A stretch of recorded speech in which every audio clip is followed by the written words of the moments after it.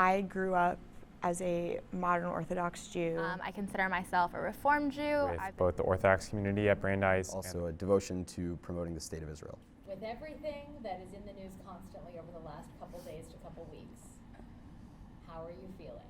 Are you paying attention? Is it weighing on you at all? Or are you able to tune it out? Just how are you guys feeling? I think it's pretty upsetting. I mean, as I said, I'm from Los Angeles, and to see that there's a banner over the 405 is quite frankly appalling. It just makes me think that even though I thought I was safe living in Los Angeles, in a fairly open-minded and progressive area, things can change very quickly, and you have to be very sensitive to that. And as you know, a former student at a school in Portugal where people aren't really familiar with the Jewish community, seeing anti-Semitism on the rise again is quite frankly upsetting. I've had people say things in the past. I've had people, do the Nazi salute, and so to see that in places where I consider myself generally safe it's disturbing. It's also very scary, although I will say, sadly, I'm not very surprised.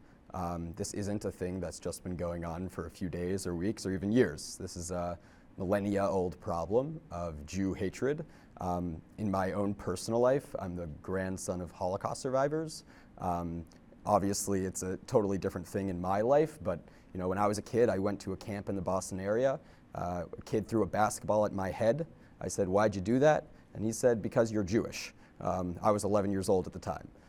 So we, as a community, as a religion, as a nation, have been sort of screaming this for years. Please pay attention. I think the most sad part of what's going on the last few days and weeks is that it took a really famous celebrity to say something for people to finally pay attention. It shouldn't have taken Kanye West to say something for people to say that anti-Semitism isn't okay. Yeah. I mean, I also unfortunately can't say that I'm surprised at all. I feel like every single week I hear about a new celebrity or person in the media's eye who says something either blatantly anti-Semitic or slightly anti-Semitic, and it's just a constant flow, and it happens to be a spike this week, and I'm sure people will forget about it next week, and then it'll happen again. It's an endless cycle. I share Maya's fear and thinking that people won't care in a week. Lots of celebrities are accused of things every day, and people just forget in the blink of an eye. And I think that's the dangerous part of the media. People are inundated with things every day, and then they just forget. And for all of us, these are our real lives. These things affect us every single day, and it's a real threat. Coming from a home of, on my paternal side, both grandparents are survivors of the concentration camps in Poland. It was imbued to me by my father that anti-Semitism lays below the surface of so many interactions and so many people, even in the United States. It's now Poland. So there was always kind of an underlying, I'm not sure if it was fear, but it was an understanding that there's anti-Semites. As somebody who wears a kippah nearly everywhere in the United States, you always know that you're at risk. So when a celebrity like Kanye West says something anti-Semitic, it's both shocking but not surprising. I don't want to spend too much time on Kanye West, obviously, or whatever he goes by now. Yay. Because obviously I'm not sure his words are worth much. But I do want to ask you guys, just because of your age, I told you that's part of the reason we're talking to you, Before these comments started becoming so public from him, is Kanye West music, was that a part of your lives? Yes. Can you just talk to me about that? I listen to Kanye West frequently. On my Spotify, on my on repeat, I often have Kanye West songs, and it's weird because I don't really consider myself the kind of person that when a musician does something unsavory, I'm gonna skip the song now. But in recent days, I've been driving in my car and a Kanye West song will come up, and I don't feel so comfortable listening to that music. maybe that's it's wrong that it took me this this artist at this point for me to feel that way. But it's like it was sort of next level what he said, to the point that like I just can't at this point like engage in what the art that he puts out, especially when I know that when I play that song, he's making royalties, right? Like he's making money from me listening to his music, and that just upsets me. Yeah, I mean, I share like, Mikey's sentiment in saying like every time you accidentally listen to his song or even purposely listen to any of his songs, you are supporting him in a monetary sense. And to me, that even though I'm not a big supporter of him or a big fan, I mean, supporting him, in a monetary sense is not something I'm willing to contribute to. And I think people also have to consider the other ways in which they're connected to Kanye West. Like if you buy anything from Adidas, or if you read Vogue or support any of the other projects he was involved in, people in the media, celebrities in general, are all very interconnected. They all work with each other, and so it's almost inescapable in a sense. And I think that's like the real fear of not being able to track how you're supporting an individual or who you're actually supporting and how.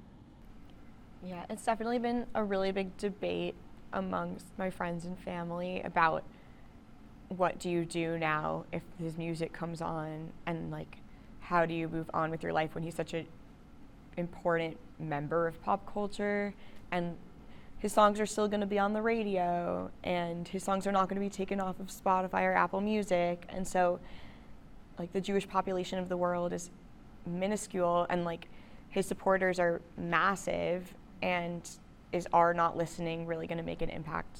Probably not. And that's really upsetting as well. And that's been a point of discussion with friends and family. Interesting. What do you guys think? We talked a little bit before we sat down about this. You mentioned this fleeting moment in the media, and of course we know this and are guilty of it too. A story has traction for a certain amount of time and then it drops off and people stop talking about it. All of these brands dropping him, and other brands that maybe he doesn't work with coming out with statements, and that seems to kind of be the snowball effect of the last 36 hours or so. Talk to me about that. What are your thoughts on that? I'm really heartened to see that Adidas and these like talent agencies have dropped him, because that, from at least what I understand, it kind of hits him where it hurts, and takes the legs out from under his business operation. That's where it matters, is debilitating his means of making money. I'd also say that even if the rest of the world forgets what he said, the Jewish people will always know that he's an anti-Semite, and will treat him as such. I think it's important to recognize that consumers drive business decisions. And while like we're very appreciative to companies that may be dropping Kanye West, we should recognize that they probably did that because they calculated that fewer people would buy their products if they didn't do that. And I don't think that's a bad thing. I think that's a good thing. I think they made a calculation and they said Kanye West's anti-Semitism is unsavourable to a lot of people, to the point where if we don't drop him, we're going to lose business. So I think that's actually less important of a reflection on the companies and more of an important reflection on the consumer base in America that says we don't want to buy products from a brand that supports anti-Semites like Kanye West. I think it was easier for certain companies to drop him faster than, say, Adidas did.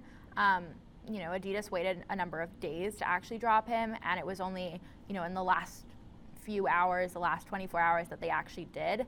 And I think Vogue and Balenciaga may have had an easier time dropping him because they don't make as much money off of Kanye West's work as, Adidas did. He constitutes a very large percentage of their profits. And so I think it's important to look at like the motives, as he said, and also people's willingness to stand up against these companies, against Kanye West. I was really encouraged to see so many non-Jews on social media actually calling upon Adidas and telling them that they wouldn't shop at Adidas or wear their clothes until they did something. And it was great to see that even though we are a very small community, there are people who are not a part of it and are still willing to support us. You mentioned a few minutes ago about seeing that banner hanging over the 405.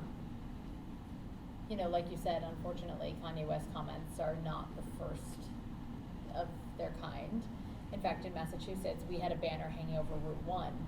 I believe over the summer, I covered a vigil up in Saugus after that happened, I remember. And then we've had white nationalist groups in Massachusetts on the rise, dropping like advertising flyers off in people's driveways, you know, things that you think sometimes maybe you live in a progressive bubble that you're concealed from, but you're clearly not.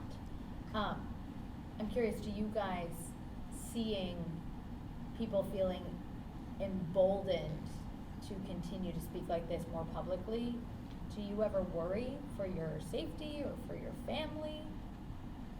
Or is it more just maddening? I think that just in studying Jewish history, it always starts with sly little comments and people's opinions, and then moves quickly to greater anti-Semitism and even like nationalist anti-Semitism. And I think that it would be naive to say that something as horrible as the Holocaust could not happen again, even though America is a free country. It's very obvious that hate flows free here. I'll just add, like, another thing that happened was the mapping project in Boston. This was a BDS sponsored or at least supported project to sort of map different organizations across the Commonwealth that had any ties to Israel. In effect, what they did was they sort of put on a map for the public record all Jewish institutions in the Commonwealth, targeting those institutions. And we're sitting here shaking our heads, and of course, that's horrible. But the Wellesley College Student Newspaper Editorial Board endorsed the mapping project. So we go to a university in Massachusetts at Brandeis that for historical and current, good moral reasons is very welcoming to Jews. It's a very good place to be Jewish. But we shouldn't, we shouldn't take that for granted, because there are places very close to us, people who are studying similar things, who are in similar situations in their lives, that are endorsing this anti-Semitism. And it's also important to recognize it's not a partisan issue. People will peg Republicans for anti-Semitism. People will peg progressive Democrats for anti-Semitism. Doesn't work that way. It's a human problem. And it's a human problem throughout the history of humankind. So it is worrying. I don't on a daily basis fear for my safety, mostly because I'm in such a protected and welcoming place like Brandeis. But I can understand why some people around our country, some Jews around our world, would feel scared. I'll just speak to what Ambassador Deborah Lipstadt, who's a Brandeis alum, said, that anti-Semitism is sort of the canary in the coal mine. When you see anti-Semitism in a society, you know that other hate is growing and it's otherwise deteriorating. And I think that comment is extremely true, and I'm happy to say that I go to the same school as she did. Out Brandeis, I feel safe, but if I go to New York City, I go to Washington, D.C., where I live in the suburbs of, I always know in the back of my mind that by wearing a kippah, someone could yell at me or do worse, and it's happened before. Not incredibly recently, but there are definitely instances where people look at that kippah and they have some very odd and troubling things to say. I think day to day people just forget that we're human. I mean, people feel free to say anything they want on the internet without any repercussions. And at the end of the day, we're all students, we're all individuals who have families, who have feelings. I work for the Jewish Democratic Council of America, and I do a lot of text banking. And quite frankly, the things that I've seen and the texts that I've received in the last few weeks have been blatantly anti-Semitic. And I am a human being. I get that we all have our own partisan biases, but at the end of the day, anti-Semitism is not a partisan issue. It's a human issue, as Mikey said. And people need to learn how to be kind. And at the end of the day, we should all just support each other.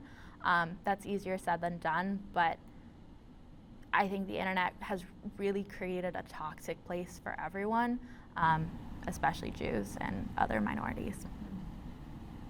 What do you guys?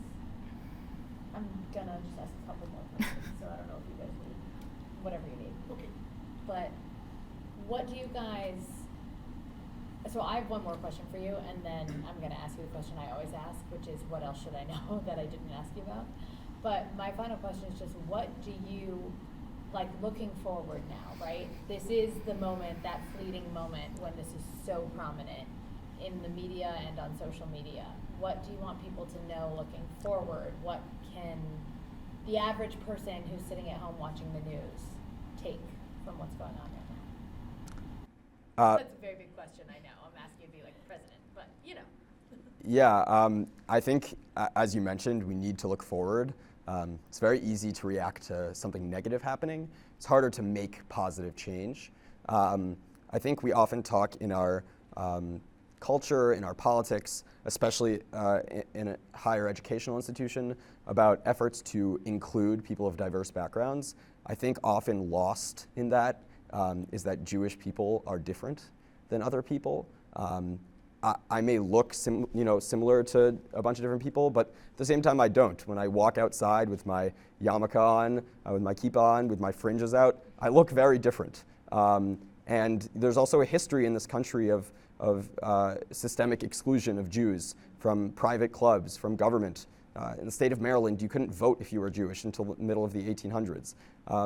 We need to think about that, and when we have efforts to include different groups, we have to keep in mind that Jews are a different group. And those efforts to make sure people are comfortable and welcome in our country and make the change we need to have a multicultural liberal democracy, like Jews need to be recognized there too, not just pushed aside. I'd add that this university is the direct result of Jews' exclusion from other elite universities in the first half of the 20th century. So we were actually literally standing on the ground of positive reaction to American anti-Semitism. I would say, like, in terms of like how do you counter anti-Semitism, I think there's a role for both the Jewish people, and this is not to say that Jewish people are to blame for anti-Semitism. We have a role in fighting it, and also for our non-Jewish neighbors and friends. For Jews, it is to befriend non-Jews, is to work with non-Jews, because I think the most powerful antidote to anti-Semitism is knowing a Jew and knowing that the stereotypes are simply false. In terms of what non-Jews could do, like, again, engage with us or read a book. American Judaism by Professor Jonathan Sarna, actually at Brandeis, is considered the leading book on American Jewish history. It's a great place to start. Or look up our Wikipedia page so that you understand that we're real people, not just something out of a conspiracy theory. I second that. I think it's important to understand history. For example, as Mikey mentioned, it was fairly recently that racial covenants were included in housing deeds, in property deeds. Even my parents' property included one that specifically stated that Jews weren't allowed to own that property. Mine too. And it's a very recent part of our history as a nation, as states. And I think it's important to teach your children, to teach yourselves, very important parts of American history, of world history. And as Jews, we can help in ways that maybe the internet can't. We can be your friends. We can support you in your journey to understanding Judaism. We can help you see us as real humans. But I think education is in some ways the key to fighting ignorance and maybe to some extent anti-Semitism. Something heartening that happened to me in Brandeis is that I teach a fitness class, and one of the people who comes regularly, who is originally from Pakistan, which is a country that does not recognize the state of Israel, told me that he's now doing his own research to learn more about the Jewish people and about Israel. And all of these things that you guys are saying are things that happen to me in my life every day, and that integration into society is crucial. And another message that I would want to send out is, don't forget about this. This is not a one-time instance in which one celebrity says something anti-Semitic. There's lots of celebrities that are not being shut down by the media or by their companies that they're involved in every day that are blatantly anti-Semitic or subtly anti-Semitic. And I don't want people to move on from this in a couple of days or weeks and then just continue the cycle of anti-Semitism and of hatred in our community. I just want to say one more thing. I think it's also really unfortunate that we only report about Jews when something anti-Semitic happens or is said. That's a very good point. Jews have a very vibrant culture, and cultures really. There are many different kinds of Jews. There are African Jews, there are Middle Eastern Jews, there are European Jews. We have a lot of great things to offer. We've contributed a lot to the societies we've been a part of. We have really delicious foods and really nice sounding songs. We are not just a people that for 3,000 years have been killed. There is sort of a mindset, and I don't think it's misguided because I think a lot of it comes from preventative and historical education. Look what happened to the Jews in the 1930s and 40s in Europe. Let's make sure it doesn't happen again. But for a lot of people who, as Meshulam said, have never met a Jew, that's what they associate Judaism with. They associate Judaism with a man in a gas chamber or a woman holding her baby as she's getting shot by a Nazi. That's not all that Jews are.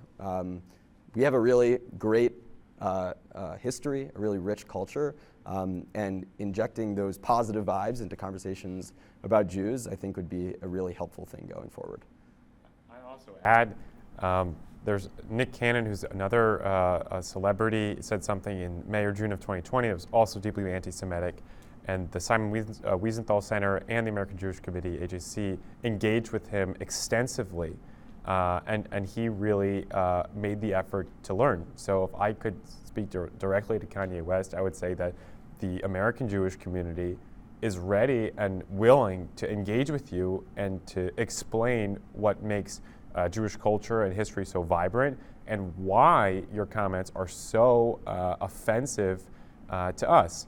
And I would hope that he takes the American Jewish community up on his offer to learn why he was wrong.